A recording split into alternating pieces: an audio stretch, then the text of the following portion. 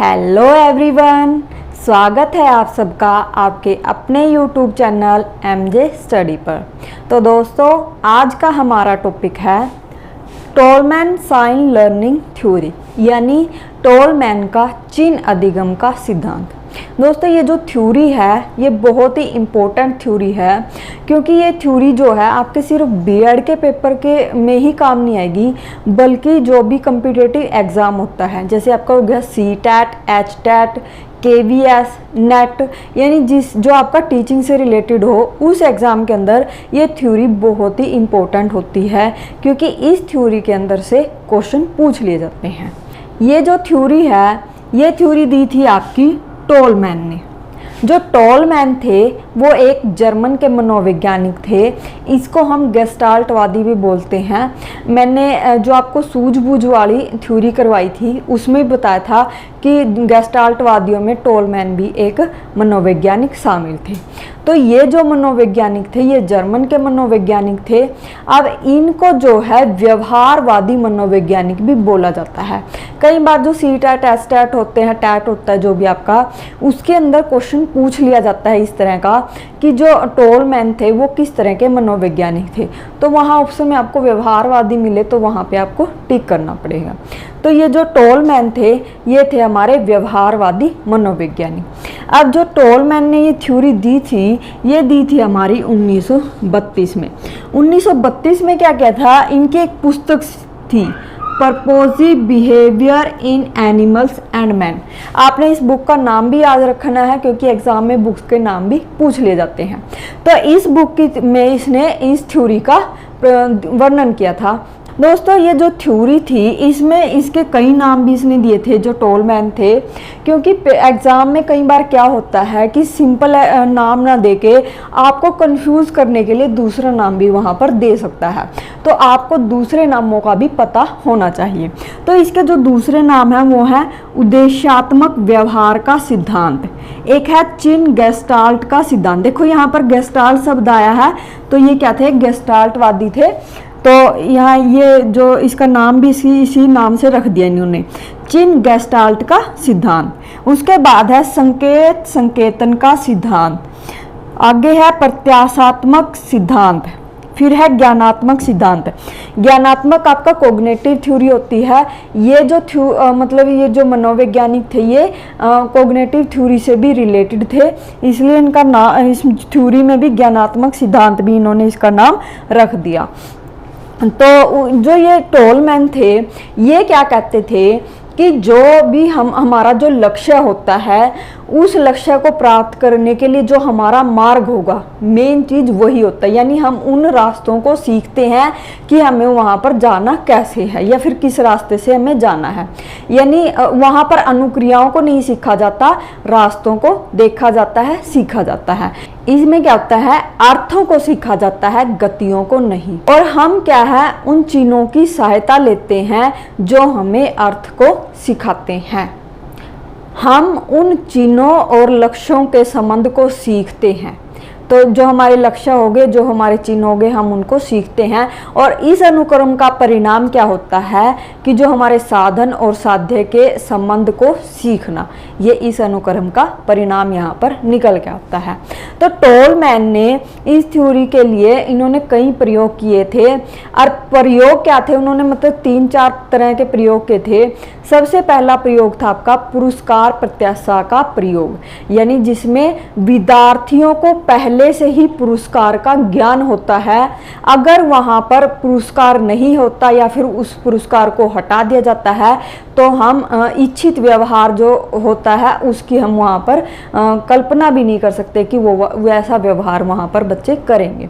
तो इसमें क्या था, ये जो टोलमैन थे इन्होंने 2 बर्तन लिए, 2 बर्तनों में, और एक बंदर था वहाँ पर, उसकी उपस्थिति में एक जो बर्तन था उसके अंदर एक केला डाल दिया।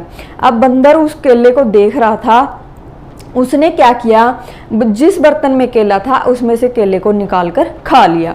फिर क्या किया, जो टोलमैन थे उन्होंने केले की जगह वहाँ पर कुछ पत्ते रख दिए जो बंदर को बिल्कुल भी पसंद नहीं थे। तो बंदर ने क्या किया, अब उन पत्तों में से केलों की खोज करने लगा। यानी जो पशु होते हैं वो भी पुरस्कार प्रत्याशा पर कार्य करते हैं।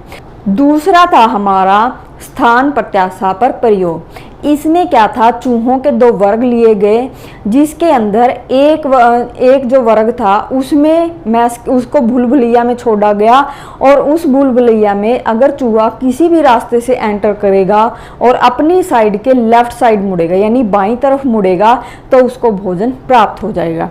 तो इसको क्या कहा गया, अनुक्रिया अधिगम कहा गया।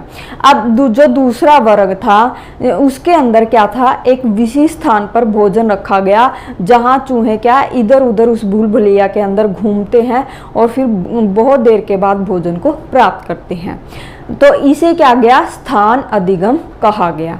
इसमें क्या था कि जो पहले वाला वर्ग था जो हर बार लेफ्ट मुड़ रहा था, तो वो वर्ग बजाय दूसरे वर्ग के जल्दी कार्य करना सीख जाता है, यानी अधिगम करना वहां पर सीख जाता है। उसके बाद एक प्रयोग और किया गया, वो प्रयोग क्या था, गुप्त प्रत्याशा का प्रयोग। उसमें क्या था, उसके अंदर भी चूहों के दो वर्ग लिए गए थे। जैसे मान लो एक चूहे का वर्ग था, उसको भी भूलभुलैया के अंदर छोड़ा गया, मतलब कई दिन तक वो उस भूलभुलैया के अंदर भोजन को ढूंढते रहे, वहां पर भोजन नहीं था।